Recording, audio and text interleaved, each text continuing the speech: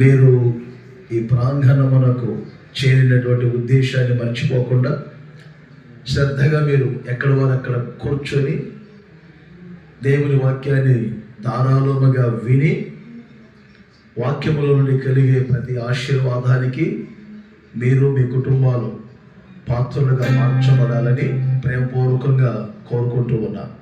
ఉన్న చోట అలాగే తలలు ఉంచండి, కళ్ళు మూయండి. ప్రభువా, మీరు నాతో మాట్లాడండి, మీరు నాతో మాట్లాడండి.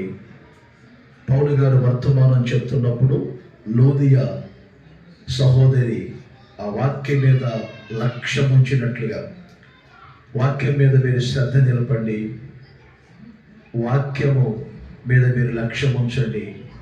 మాట్లాడేది ప్రభు. ప్రతి మాటలో ఒక శ్రేష్టతను ఈ గుడారాల పండుగలో మీరు చూస్తారు. ప్రభు నోట వచ్చే ఒక్క మాట చాలు